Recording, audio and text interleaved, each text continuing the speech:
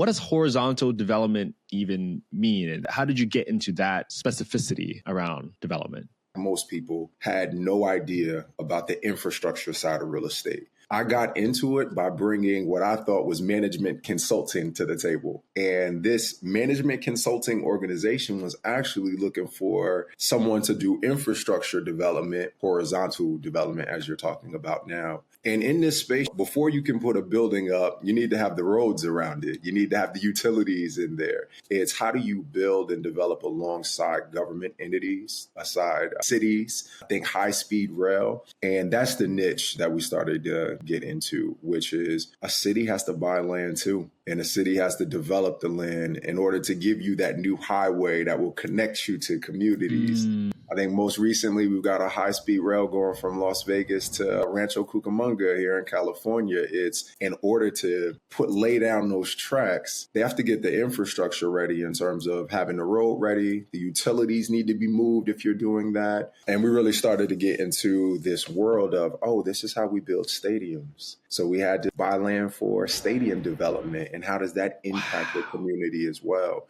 So my mentor that brought me into this, saying he was driving his kids down a highway and they look on the side of the road and he's like, that's what we do. We build the connection point between communities. So horizontal development is all the readiness, getting the land ready for developers to come in to build the homes and do the master planning. So when you got into the horizontal development, were you on the public side or were you representing a private developer? Tell us more about what the scope of your support looks like. So the scope for me was the right-of-way side. And that is the helping those whose land is being bought by the government as well. So we were on the private side. Affordable housing isn't just an affordable housing agency solve, right? It's a lot of times it's a part of a solve for how is the city being built? How much do people make? How much are we charging? It's all interconnected. If price on lumber increases, there's not a direct increase on wage income. However, the amount that you could pay for affordable housing is tied to wages, which has nothing to do with the lumber, but the lumber drives whether or not you can build affordable housing. So that disconnection is a solve issue that is like, oh, there's no way you can solve it.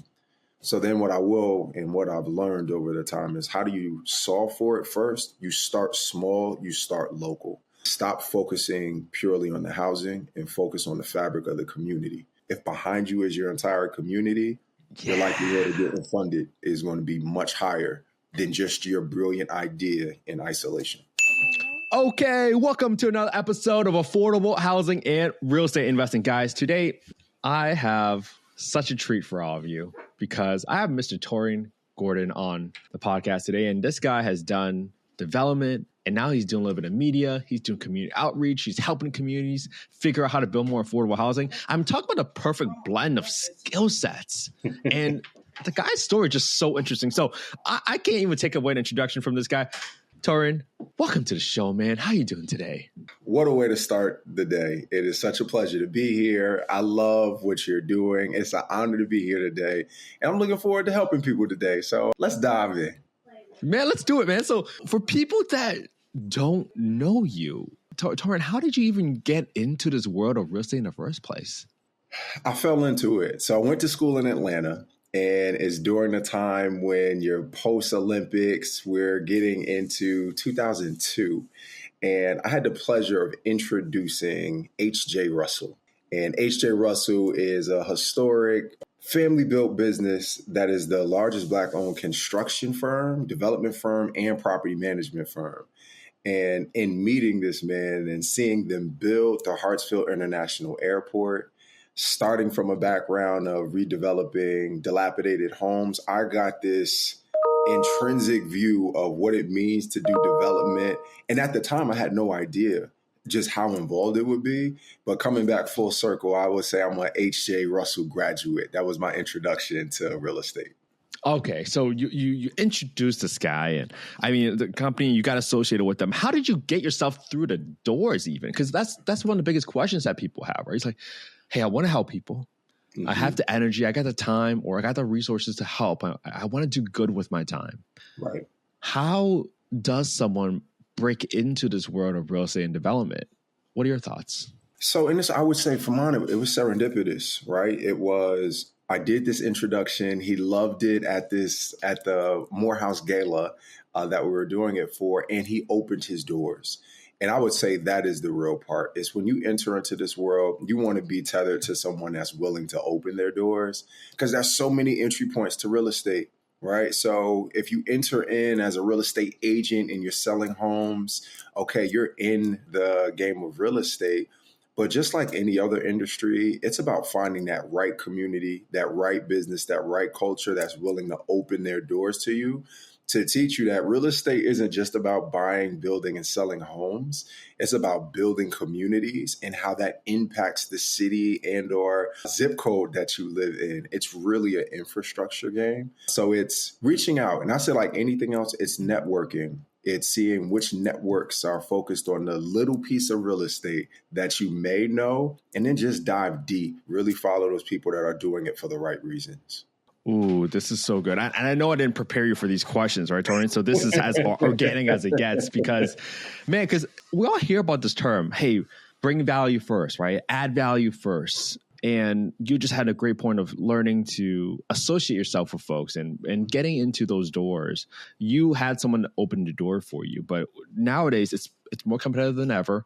More information is out there. So more people will say, hey, I want to get into this. And how do I bring value to someone, right? Taurean, you have much more experience, right? Someone out there is thinking like, hey, how do I get into the room with Taurean? And how do I bring value to a guy like that, right? Someone that's been in the industry for quite a while, tons of experience, tons of networking as well. I mean, what's your advice for people trying to figure out how to bring value to somebody? I'd say one of the things that I learned was the most natural thing to do is to go where there's the least friction, right? So when you really think about that, everyone's going where there's the least amount of friction, least amount of problems. If you become someone that's looking to solve for a problem, all of a sudden there's a small list of people in that room. And I'll use the entry point for development for me. It wasn't the real estate at all. I was an accountant. So I knew accounting. I had that piece. So I was able to manage the books and learn how to do draws and pro formas for a development project as the accountant inside the development group. And in my mind, I'm like, man, I want to be out there. I want to be outside with the project managers. Let's do that. But what got me in the door was, can you go do these draws for the bank, which now is one of the key skill sets that a lot of developers are missing if they want to develop. They don't understand pro formas. So it's almost like jujitsu, right? You go with the flow as opposed to against it. So if you really want to help and open into the doors, really start to understand where they're struggling. What is something that there is the hardest bout of struggle against? And if you are a person that's willing to help solve for that, I promise you just about any owner in a company is like, that's the type of person that we need in order for us all to succeed. Dude, that's so good, man. That's so good because I also have an accounting background. And sorry, I relate to you so much because I go to people all the time and I say, hey, look, I'm getting development, but then I don't know anything about construction. I'll be honest. And when you don't try to pretend you know more than you do, but you're honest about your skill set. And you say, this is what I can pick up right now. This is what I can learn down the road. But this is where I can bring value right away and help a development company, solve for a problem or solve for a skill set that they might be lacking, right? We all know accounting is hard. We all know that asset management is hard. Well, pick your battle and dive straight in because development is just about solving problems. That's really what it comes down to at the end of the day. So I really, really loved your example of how you went in there and you said, hey, let me just pick this up and let me bring value and handle all these construction draws because a lot of people don't understand the details that's required for this aspect of development. Oh, and so you are my favorite hype man. Let me just tell you that right now. Just straight out the gate, you are.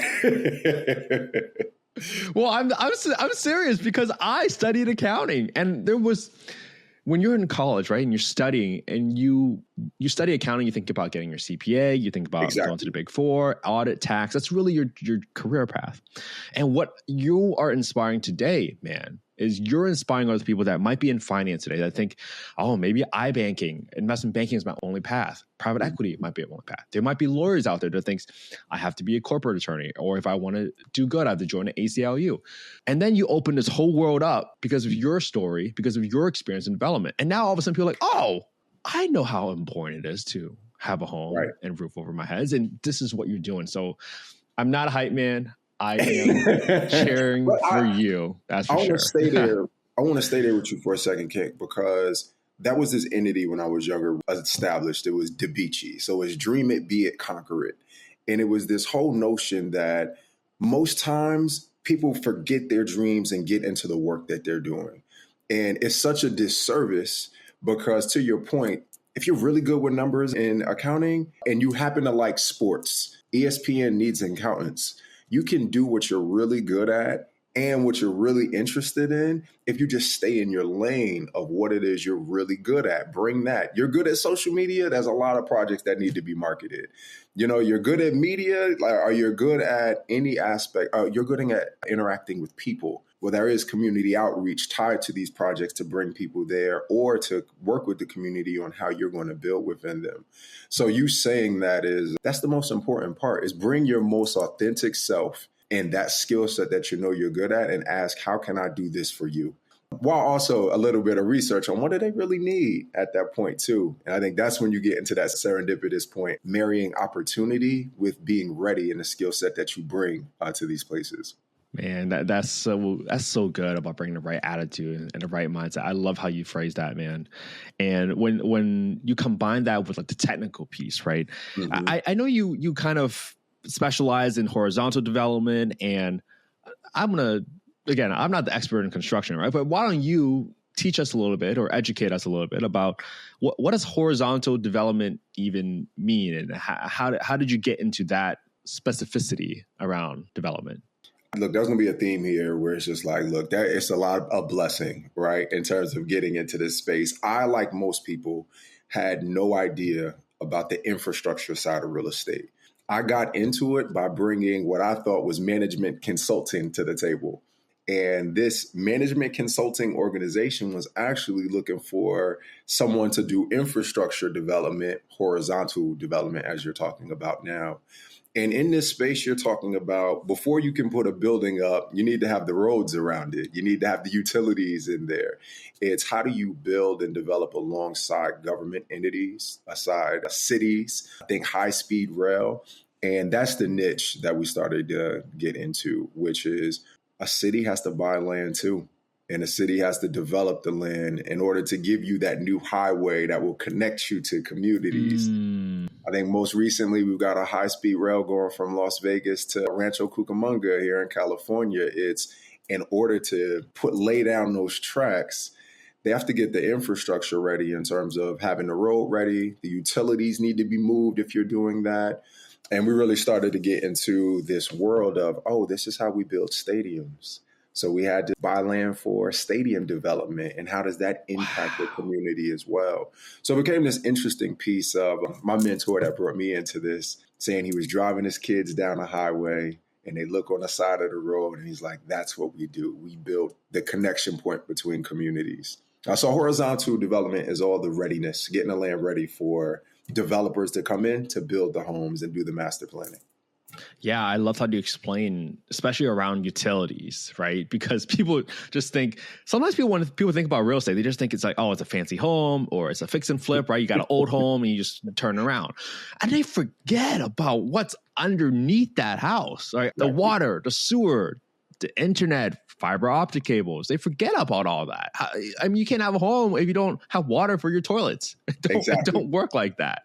So when you got into the horizontal development, were you on the public side, or were you representing a private developer? Tell us more about what the scope of your support looks like. So the scope for me was the right-of-way side. And that is the helping those whose land is being bought by the government as well. So we were on the private side. So that public-private partnership. And in that model, when I went back into real estate after leaving to do tech, it became, I wanted to do something where I'm working directly with community. And a lot of communities historically were impacted by these developments, right? Without any say on what they want to happen in the community, what it looks like. And now there's processes in place where there are experts like us in this that help with uniform relocation acts, that help with, hey, when there is a stadium or utilities or highways or rail or any of those coming to a community, how a community can build up with those types of developments. And there's this whole notion against that, right? It's what does it mean if someone comes in and takes the land? We had to start look at a community that has infrastructure invested in it and one that doesn't. If it does not have infrastructure invested into it, it typically will never grow. You start seeing the homes get older. There's just no economy. So there's this bridge point of when infrastructure is being built, you want it to be married up with community incentives and preserving its history. And then all of a sudden we can have legacy built. So my entry point became that it's how do you help the community? And the best way to help community, it opened up this private world of assisting in public development. So that has been my training ground in horizontal development. Wow, this is so unique because I think back, I grew up in Boston, right? And on the East Coast, and if you follow where a ton of the growth originally was, I mean, you can just follow along the coastline and you see so many of the highways being built along the New England seaboard, particularly around the south side, and you see it going down to Manhattan, right? All the infrastructure being put in there, and you saw how much growth there was because of the infrastructure. So that's where I just want to pause and highlight for people. We see this every day. If you don't have infrastructure, you don't get growth. People need an easy way to get there instead of driving 6 hours off a highway to somewhere rural. Because you make it so hard, people don't want to live there. It's pretty common sense. So I loved how you took the approach. Go ahead. And it also it's like, what does it attract, right? It's I want to have the good grocery store. I want to have the cute cafe. My wife is like, I want to have the library and some of the antique shops. It's in order to attract these types of institutions, you need foot traffic, right? You need people to be there. So I lived in Brooklyn for a time, and that's when Barclays was being built. So the experience of it was the roads are shut down for a year or two, right? And it's like, oh, what is all of this construction? Now you go to Brooklyn and it's completely changed the fabric of what the community looks like. There's new homes to live in. There's new businesses that can thrive around it. But then there's still a Brooklyn tone that you want to preserve and protect as well. So it's like, do you want this type of traffic in your community or not?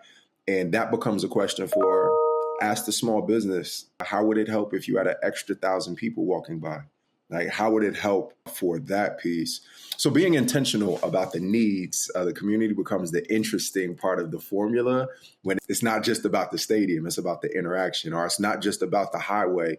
It's about, all right, how are we going to help get people to exit into these communities to either live there, commune there, or help in terms of small business growth as well? Ooh, man. I mean, the impact that you saw with your own eyes at Barclays, that's so interesting because people think about developers as these hungry, greedy folks.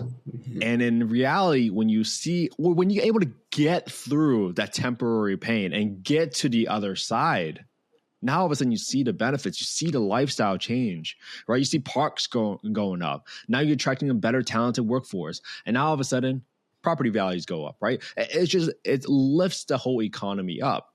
But before that, you had a lot of pain, you had a lot of debate, for lack of better words. Right. So I want to make this thing real, right? Because one of the purpose of this podcast, Taurean, is to pull back the curtains, review what the problems are, and how do you get over those problems? Because a lot of people right now are in their chairs or in their cars listening to you and thinking, man, that seems really hard. I don't know if I'm up for that.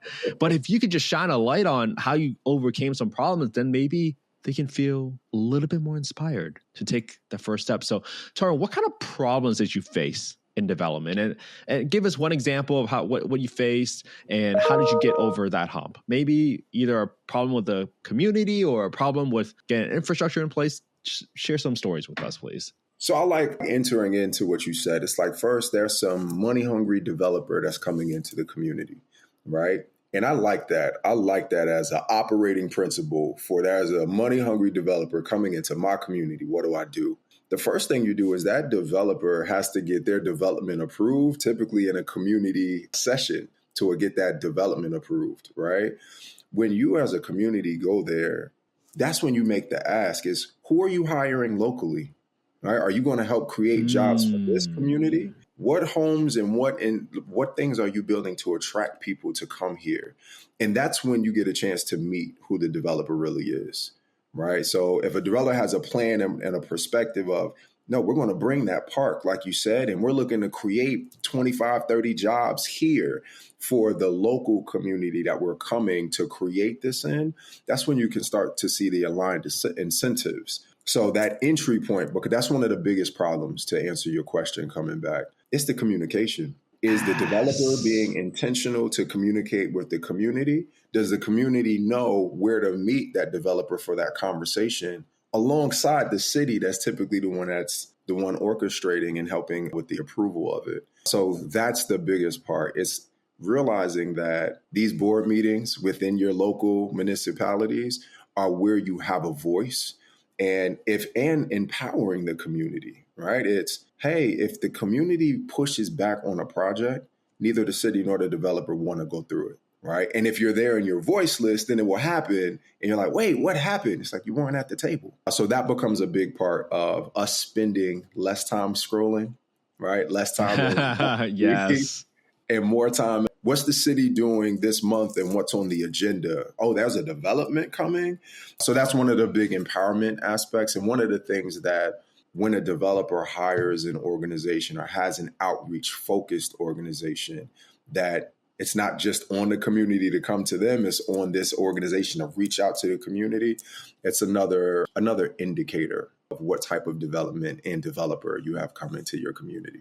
Yeah, and that's so good, right? I tell people all the time, I mean, you want to learn how projects get approved, go to your local P&Z meeting, go to your local city council meeting, especially if they're talking about a project, and you can see right away what questions get asked by all sides, the citizens, the city council. And if you think you have nothing to offer, you can do community outreach, because if you believe in the project enough, you can make a case for it, because you can see what it can do to improve the lives of your family, your neighbors, your community, your businesses. You can make that impact. And you just learn from Taurean by going out there and just getting into meetings. That's all you got to do in the first place. So I want to make sure I make it very tactical for people that you can do that today. There is no need to wait. You can get in there. I don't care if you don't know accounting. I don't care if you don't know underwriting. I don't care if you don't know nothing about construction. You can go in there, listen, and see what questions people are asking, because development is not about just picking the finishes on your cabinet. It's about getting that approval first. All right. So, and I'm saying, and to add to that, right? So you talk about the questions being asked. I think a lot of times I've seen those forums, the municipal meetings, used as a place to vent, right? And it's like that ends up not being the tool. It's like you're using a hammer to paint, right? It's right? When you come into those meetings, you can make the ask, hey, can you do a designated meeting to help us understand what's going on outside of this? We understand you can't spend 2 hours with us, maybe inside of a city meeting, but that also becomes an indicator of building relationship, right? You don't want it to just be transactional. It's, will you set a meeting to help us understand what's coming here and how we can be a part of it? That ends up being one of the most successful tools of outreach. It's those true community engagement conversations. Then all of a sudden, you're not shocked by the development that's coming. You can say, oh, we are the ones that helped get the park right here. They were going to put it on this side. It allows you to take ownership in partnership with any development that's happening. Man, that's so good. All right, let me ask some really basic questions then, because someone out there is thinking, well, how many meetings is enough? Is it 2? Is it 3? How many doors do I have to knock? So in your experience, like, what's been sort of the right medium or the right amount of frequency for community outreach? What are your thoughts there? This one's a tough one, right? It's a lot of times you want it to be formulaic, but I would say it's how many dates are necessary for a person to fall in love, right? Ooh, so good. So good. I like that one. Yeah. Really you have to focus on the relationship aspect of it and not the numeric side of it. For certain communities, and I say that, you might have more understanding. It's like, look, we've seen 3 or 4 of these projects. I might only need 2 sessions. I know my questions. I know what we need to see, and we know how we're going to hold you accountable. If you've never been in a relationship before, you don't know what you want, right? You don't know what feels good yet. So that has to be a part where create a space to answer that question. You have to create a space of vulnerability. You have to be able to say, I don't understand what you said, and I don't get this. I need more time. And that's something that happens, I think, in partnership of understanding one another. So it's really going to be like building a relationship. It can't be one. I will say that. It can't be one. Thank you. I like that. That's the only part I will say. Well, that's so good because I like to tell people all the time, I mean, whatever plan you have as a developer, there's no way that plan is staying the same. That's all I got to say. From the beginning of your plan development, you might think you have the best project in the world, right? You might think you have the next Taj Mahal. But no way. You got to take and incorporate feedback from community about what they want, because you honestly really need their approval. So we talked about the community outreach, right? What other problems can you face in development? I don't know, have you ever dug into something and all of a sudden you find treasure at the end of the rainbow? What happens, man, in horizontal development? What kind of problems can come up from the construction side, and how did you overcome those? So look, when you dig, you're going to find something, right? So that's always a thing. Things that can come up are realizing that a development may impact the community differently than you thought. You get into real life things that have happened. COVID happens, right? You get into, hey, there's a change in taxes that may happen. It's what's the impact happening with the community, all those outside influences. If you get to the easy side of it, it's maybe the supply of a product, the price just skyrocketed, right? In those scenarios, it's like, well, now how do you solve for it? You got to go back to the pro formas. I was having a conversation with one of our real estate attorneys, and she just made a great point for every case. There is not a single development that she's had where a person had the idea day one, and at the end of the development, it was the same at the end of the process. It has never happened, right? So I think you worded it perfectly. There's always a problem-solving element to it. And whether it be community input on an item, funding on an item, delayed, if you're getting federal funding, state funding, the timing for that can change. And it's like, well, what's the impact of a delayed funding or a delayed closing? Now you got to go back to the community because they thought you'd have a product that now needs to be pushed back 6 months. So you're in this constant relationship of explaining what's going on today, how you navigate those issues, and whether it be around the products for the development, the services being rendered to bring it to life, or that impact on the community in the area, it's always about that transparency, and that communication has typically been the solving point for it. Man, that's such a great example. I mean, you talked about COVID, the prices of supplies going up. I mean, sometimes you just get supplies that don't show up for some reason, right? I've had partners where they thought materials are being loaded into a shipping container. That was one thing, and then it shows up on the other side and it's completely different. And you're thinking, what happened here? And These are things that are just going to happen. And you just got to roll with the punches and just be transparent. I can't emphasize this one enough. I mean, when there's a problem, be transparent. Just tell them, hey, this happened. This is what we're working on. And don't hide it. Just take the punch. All right, well, this is it. But don't point fingers as well. I mean, you can try to point fingers, but at the end of the day, people care more about the solution. So what type of person are you, right? And man, you teed me up perfectly for this, because I was going to ask you, how do you finance all this stuff? I mean, this sounds really expensive, dude. You talked a little bit about government funding, but let's go high level, right? Because people might not understand, hey, how many different ways are there to finance infrastructure? Let's go through that, and then maybe we'll talk a little bit about the pros and cons of each. What are your thoughts? For sure. You figure that's how to finance development is a curriculum and a course and a degree all in itself, right? So how are things typically funded? It's like, well, you have to ask the question of what type of project is this? Affordable housing has its own funding sources. And now you're talking about banks and lending institutions that focus on affordable housing. You have grants that typically fill in the gap, because typically when you're doing affordable housing, the first question is, what is the gap? And that gap is financed by city funding, by nonprofit funding, by, if it's a transit-oriented development, a TOD project, it's how do you stack funding that this is solving for?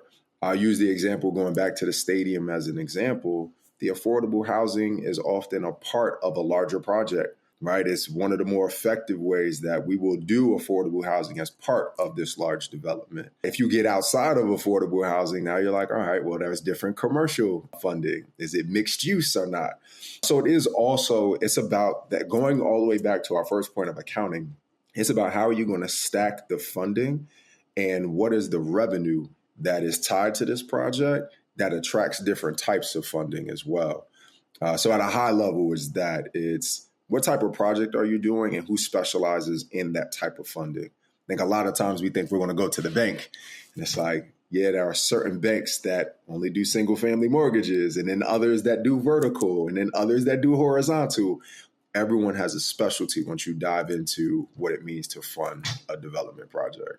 All right. Well, we talked a lot about the banks. We talked about the government funds. There's grants out there. There's city funds. I mean, there's so many different aspects of this. And I want to make sure I take some time to explain. You mentioned the word gap, right? For those folks that don't understand what gap means, it's not a term that's sometimes really familiar. We hear about debt. What did you mean by gap? Give us an example. So when you do affordable housing, there's a cap on what you can actually bill, what you can actually charge for people to stay in these properties. And with that cap on what you can charge a person to live or rent in this place, it does not change the cost for building that building. Yes. So there is typically a known gap that we know this is going to cost more than you're going to be able to make from a revenue perspective. How are you going to get gap financing to fill in what it takes to build this same building? If you were going to sell it at fair market value, it's going to cost you about the same as if you're going to sell it for affordable housing, right? There's certain things you could save on, but it doesn't change. This is 6 stories. This is in this part of town. This is about how much it's going to cost. So that gap is, how are you filling in the gap of cost that you can't charge because it's affordable at that point?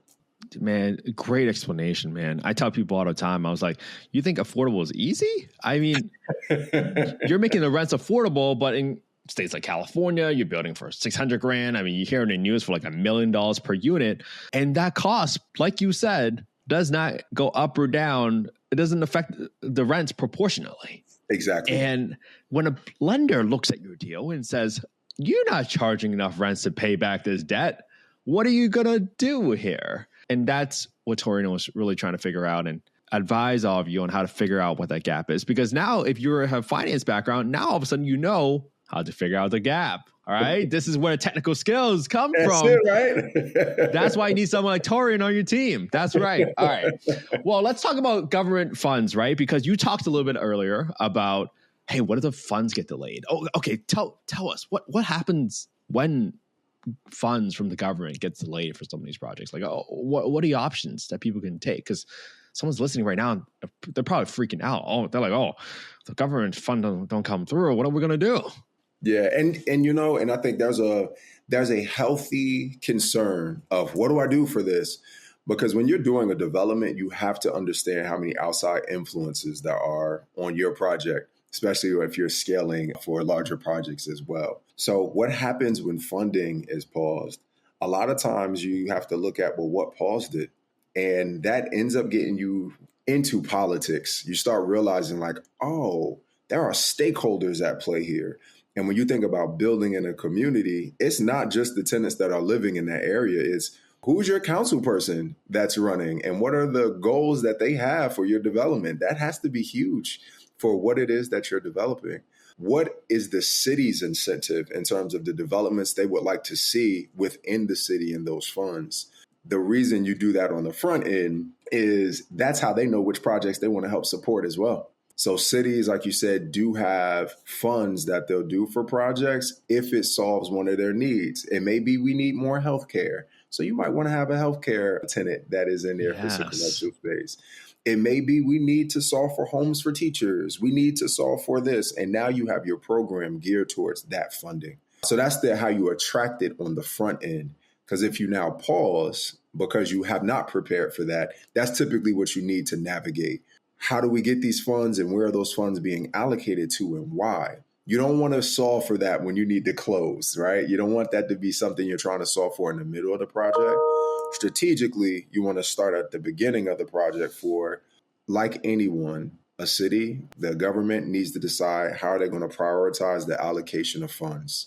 You want your project to be inside the city's goals, your council person's goals, so that you are a priority to solve for what they promise for their constituents. If it's not, you're going to be at the end. And now that's when you run into those issues of what do? I need an emergency person that's willing to help fund this. And all of a sudden you end up with probably a high interest, worse deal that eats into what it is you're doing. So it's like when you come all the way back to the beginning of who am I solving for? And did I ask any questions? It helps protect the deal all the way down to your financial performance.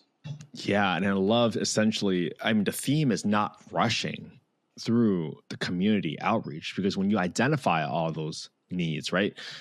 We talk about LIHTC and reading the qualified allocation plan, and you can see what the state's priorities are, right? It might be homelessness. You get extra points for that. And so when you go there and you say, hey, do you guys need more schools, right? Because we're going to build more units, more families, more schools.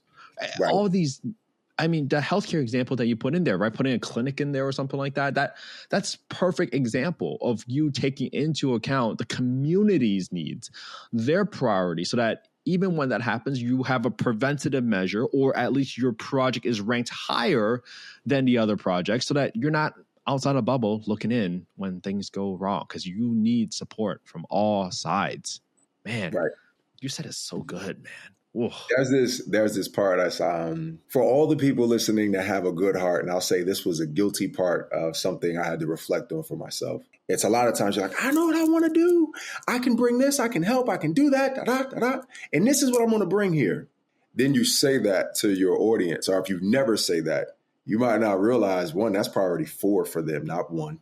Right. And they may have had a bad relationship with that type of project or that type of experience in the past.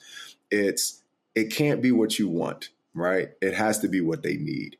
And it seems like that's a simple concept. But when you put together a plan and you get your architectural rendering and you see it, a lot of times it can become, look at my project. It can't be yours. Right. It's like we have to shepherd and steward over a development. It has to be about who you're serving, and it'll just better serve you. To your point, Kent, you're never rushing. You're doing what they need at the pace that it needs to happen. But that excitement for creating it, that's the part I would say will get a lot of people in trouble. It's not about your excitement. It has to be about who you're serving. And I have to highlight this because I'm not sure people listening recognize this. If you just take the themes, the actions and the simple steps from this conversation today and bring it to like an interview with a developer, that developer is going to say, oh, this guy or this girl gets it. Like they get it. Because sometimes when you graduate from college and maybe you have an Ivy League education or whatever, and you try to go in there and say, oh, this is the best project, like Taurean said, you're not going to get anywhere. You have to learn to listen. And that's such a key theme. And I think if you can highlight that in your interview, you can probably land a job, get through that door with somebody, and then break into this world of development. It's not as hard as you think it is, but it takes following the right people and listening to the right people that's been through it, that's been through the ringer, that has got punched a few times from saying, this is going to be the best project for you to get to the next stage. So that is at the highest level. I really hope people take away from this conversation. But if we want to get more technical, let's talk about the infrastructure part a little bit more, Taurean, because sure. Now people are probably wondering, well, Taurean, after I get my community buy-in, do I put in water first? Do I put in the electric cables first? Man, tell us a little bit about the sequencing of what happens in infrastructure and that whole build out. Like, what do you do first? So for this, we're doing a develop the developer course for helping people in communities with development, right? And this is that piece. It's like, first and foremost, understand your checklist, right? What is everything that your city and your municipality needs to have done, and what is their order and process for getting those things approved. So first thing you have to do for it is know what are your qualifications, because you have to be able to answer that for your bank, for your city, for the bank in the city, let's say that, and then your community, right? In terms of, are you even qualified to do this? What's your experience in this? Then they're going to go straight to the next part before you even get to the conversation is, how are you going to fund this? Who's behind this in terms of supporting you? It's no different than buying a house. When you go buy a home, you have a pre-qualification letter, right? It's, do you have your house in order to do the development? Now, after, let's say you've done all those things, I'd go straight to my local city and look at what their process is for development. Like, what are the departments that they want to have as part of the project? And as soon as you have that conversation, it's going to trigger what types of developments are you looking for? That's how you immediately get aligned to what we were just talking about for what you do first. Once you are now aligned to the city and what their incentives are and their process, now you're just following the checklist. Right? You're following is this approved? Do you have your architectural plans in order for it to be approved? What sign-offs do they need? State by state, there's different requirements in terms of who they want to sign off on which plans and whether those need to be certified by someone locally or if it's from your own internal side. So let me go back, because I skipped one of the most important parts is have a real estate attorney, right? You want to have yourself protected on the front end. Your attorney will frame your structure and your checklist and your qualifications for you to go running on getting your financial and community side built. That's one of the things that we looked at now. And an example I'll give is this. We had some communities that were working with the city trying to, I'll say, just develop a project. They had no understanding of how much it actually costs to do a development. So they presented a pro forma in front of the whole community and the city for something that was probably about a tenth of what it should have cost. Everyone smiled. They said, thank you. It's great. That project that they think is going to be reviewed in a couple months is already not going to be approved, right? They're not going to tell you in front of your face in those moments, what are you doing? What are they thinking? They're going to look to see, are you a person? If I'm the city, are you a person I can trust with this land? Or if we give you this project, would this just be a dilapidated building and an eyesore? So that's what they're looking at from a risk perspective.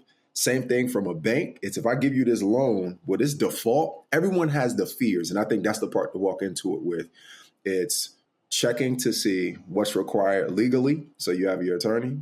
What's required financially. You have your bank requirements.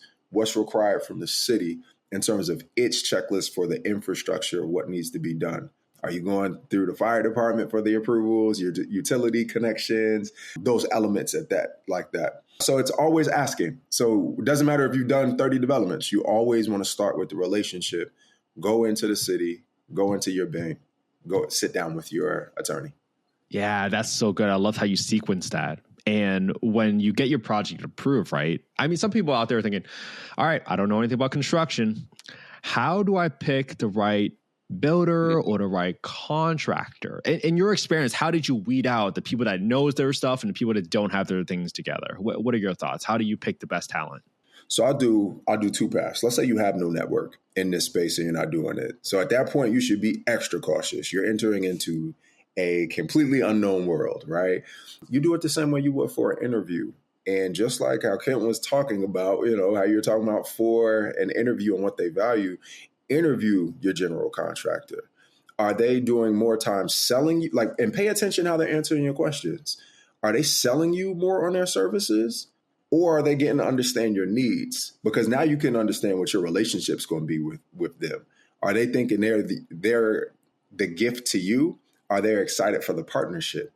Right? Watch the tones of those things, because that's when you can see, is this a general contractor that, I don't know, I'm probably going to have 15 change orders, right? Like you said, it costs X, but it's really X times 2 at the end of the day. So the first part would be that is pay attention and be still and slow in building the relationship. The theme is always the same. The second part I'll go to is really look at what have they done, right? And this is, again, like being honest, that's what a person is going to evaluate for you. So it's always the same formula. What have you done? And what have you done locally? And what relationships do you have with the cities and the banks and those in the area? Because that's what you need to solve for anyway. I would also do the references. So if they've done a project and you know they've done them, call someone that they've done projects for. Ask them how the experience went. And if a person is willing to say, hey, I've worked with 3 or 4 people over here, talk to them, please. You know that your trust factor can go up more. If they don't want you to speak to anyone, there's typically a reason, right, for what that looks like. So I would use those elements of pay attention to how you feel, because the relationship's so important. You have to work with this person. You got to talk to them every day. You're going to have tough days. It's going to happen. It's not a question. And then really get into treating them like an interview. It's what have you done? Who can I speak to? And how does that apply to how you're going to help solve what your needs are as a developer? Yeah, I loved how you emphasize the interview part, because then, I mean, if the person's not communicating now with you, how are they going to communicate with you after you sign the bill and sign the contract and start paying them? I mean, this is probably when they're going to be at the best behavior. Right. Exactly. So you got to figure out what it is. And I love your thoughts about asking for references, right? And I mean, you can go as easily as look up the permits that's been filed with the city, right? Look at the time from they apply for the permit to the time it was approved. Did it happen smoothly? How did they handle questions? What happens when they had a problem during construction? These are all things that you got to figure out on what type of people they are when problems come up. And that is the type of person you get to decide whether or not you want to be on that boat with them during a storm, or you rather just stay dry and stay on land and say, I don't even want to get on in the first place, right? So this is so good. And you figure some of those indicators, right? It's, if I'm a person that does this all the time in this area, I'm not going to talk to you about the department I'm going to talk to. I'm going to tell you the person I know there. I'm going to tell you the relationship I have there. So they may know the process, and don't be overly impressed by knowing the process. Yes. You want to really, their real value is the time that they put in the relationship they already established. That will help, to your point, Kent, which is a great point. If you don't have any relationship, there's going to be a correlation between the time it takes for their things to be reviewed and approved, because who trusts them at the city to approve it if they don't even know a name? So you really want to that's the part of how you can be tactical in relationships, as opposed to this concept of networking in relationships. It's, well, who do you know there? And what do they do? And how do they like things? That should be the level of detail they can articulate to you. Man, I take my word back from earlier. This is the most important part of the conversation, man. Taurean just showed you how attainable it is to become a developer. He really just showed you how to find a team. Like, you don't need to know everything. You don't need to be the expert in every part of a development. You can do this. Like, you can absolutely do this by watching and listening to what Taurean just talked about. So, man, this is so good, Taurean. I know we're getting near to the end, but I always have a question that I ask everyone on this podcast. And the genesis behind it is, when I started this podcast 3 years ago, man, people had told me, like, why are you doing this? You're never going to solve this problem. And I thought, no, I think we can. It's just a matter about collecting enough pieces to the puzzle. And I view you as one key piece of that puzzle today, because you're so willing to come on and share your knowledge, share how you broke into this world, and most importantly, inspire other people to get into this industry in the first place, man. So, Taurean, why do you think affordable housing, particularly the lack of supply of affordable housing, has been like so hard to solve for? Now, Cam, this question has been one, I'm like, all right, this is a long-winded one, right? I think about where we are as a country to start. And the first part to realize is we are a very young country, right? And think about it as we're a young country that can use a little bit of humility, because we're a prodigy in terms of how successful the country is to be something that's under 1,000 years old. And when you go to other countries and see the infrastructure they have, you're like, yeah, but how long has that been around? They can speak to dynasties. They can speak to how long the social construct has been built. So when you bring this down to our current approach, philosophically, I say our economy, our segments and solves for our communities are too disjointed. It's like affordable housing isn't just an affordable housing agency solve, right? It's a lot of times it's a part of a solve for how is the city being built? How much do people make? How much are we charging? It's all interconnected. And the example I'll give, if price on lumber increases, there's not a direct increase on wage income. However, the amount that you could pay for affordable housing is tied to wages, which has nothing to do with the lumber, but the lumber drives whether or not you can build affordable housing, right? So that disconnection is a solved issue that is like, oh, there's no way you can solve it. So then what I will and what I've learned over the time is how do you solve for it first? You start small, you start local, because locally you can solve for it.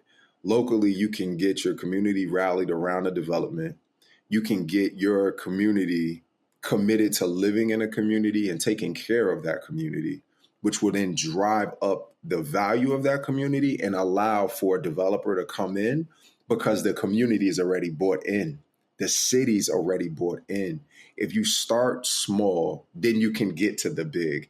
And I say this as more of a self-reflective piece of, I want to make large impact. I want to help so many people. You can't help 10 people if you haven't helped one, right? And in order to get there, accounting, we're going to use our accounting fees to then go directly back to why do I think or what can we do to solve for affordable housing is stop focusing purely on the housing and focus on the fabric of the community.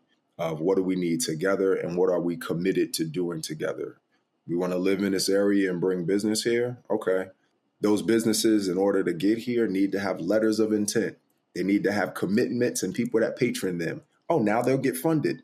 Okay. Next thing, the developer needs to have a community commit. They need to have the business that they say it'll be there. If they simply have a letter of intent and say, we're going to do it, now they could get funded. It's really not as complicated as we make it. It's a matter of when someone asks the question of who's going to support your project, if behind you is your entire community, your likelihood of getting funded is going to be much higher than just your brilliant idea in isolation.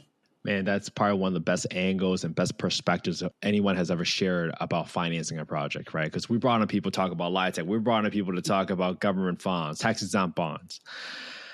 But your point about having community behind you, and that's how you get project funded, that's such a great principle to operate by.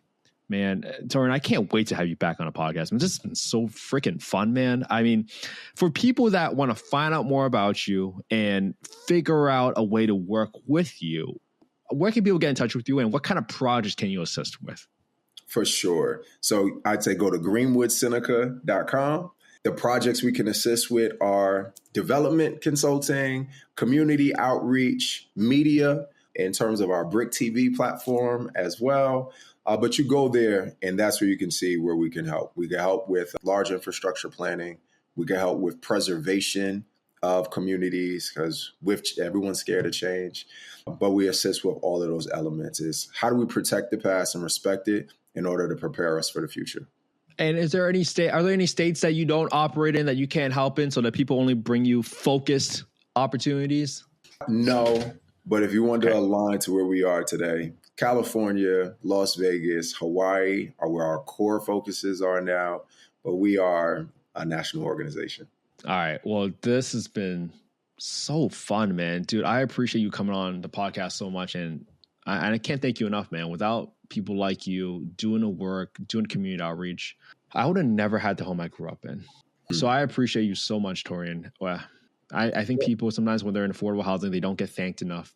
And I think we need more people in this industry. And I know that for sure you inspired someone to get into this industry today. So I appreciate you so much, man. Let me tell you, thank you. You've inspired the work that needs to be done today. You are the type of energy everyone should start a day off with. I know I'll continue to listen to you. Just thank you. Thank you for what you're doing, shining a light on this too. You make it possible for us to continue doing the work. Man, this is so good. All right. Have an amazing day, man. I can't wait to bring you back on. I'll talk to you next time. All right. Look forward to it. All right. And we are out.